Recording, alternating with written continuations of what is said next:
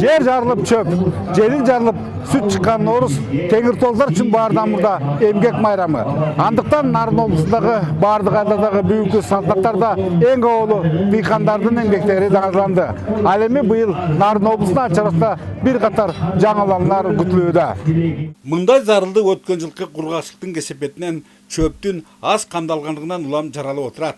Ошоға жараша бұл жолы башқы басым жүгөрүгө жасалып, андан малға өте жағымды сенаж, силос сыяктуу чыктуу тоyттарды арбын даярдоо болжолдолунууда.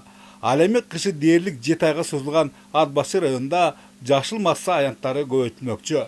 Бизге эң биринчиден тоyt базасын бекемдөө маанилүү маселе, бир топ жаңы өсүмдүктөрдү эгүү кадамдарын кылып жатабыз. Эң биринчиден биз жашыл масса алуу боюнча дагы бүгүн дыйкандар менен сүйлөшүүлөр болуп жатат. Жүгөрү быйыл эгүү болот.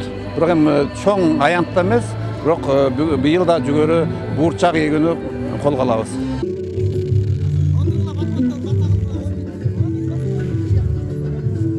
Ат Башы районундагы Норуздун урматына дардылган Чакан театралдык сценировкада баба дыйкандын образын жараткан Сапарбек Өмүралиев талашылыкынан биргеле багбанчылыкты да өздөштүргөндөрдүн бири. Өзүмдүк бакчасында жергиликтүү климатка анча мүнөздүү эмес, көбүнө эсе жылуулукту сүйгөн жашылча жемиштердин 10 чактайы түрү бар. Алардан жылда арбын түшүм чогулткан ал кыш айларында кардын калың түшпөгөндүгүнө капа. Андыктан анын жаз айларынын жаанчыл болушун тилегендигинин жөнү бар. Hem kar жаабай калды, hem жаандан мол шатыратып атаңыр төгүп берсе жерге, малга, элге, журтка жакшы болот эле. Биз ушу бүгүн ушу Нооруз майрамында аябай тилейбиз Кудай Тааладан эми бере көр деп анан жамгырдан берсе анан кийин жакшы болот да. Жерге негизи эле суу керек да. Суу болсо анан кийин болгон баары өсөт.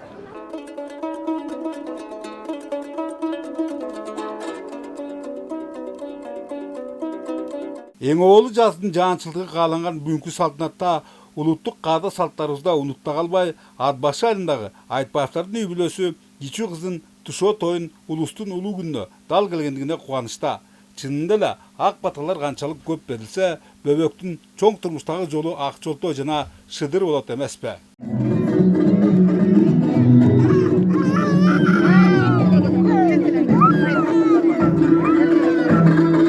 Bunun tuşo toyu tuğulgan günü degendey bari dal gelip, ошого эметип, ушу көпчүлүктүн элден бата алып, ушундай жакшы күнгө туш келген үчүн тушоосун кесип коелу деген ниеттебиз.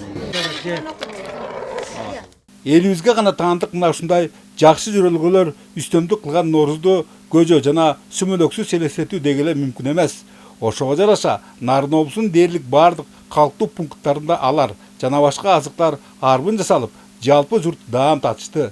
Иштеринде жалаңгана жакшылыктар кааланып, жаңырган жылда молчулук менен токчулукка, ырыскы менен бардарчылыкка үмүт артылды. Арпаны а дегенде акталап, сыртын түгүн кетирип, соок белек менен соку менен жанчып, андан кийин анан көжөгө даярданышкан. Көжөгө даң кошулган ошол арпа, буудай. Мындан сырткары көжөнү сүрсүгөн жылкынын этин кошкон. Аны аябай бышырышкан.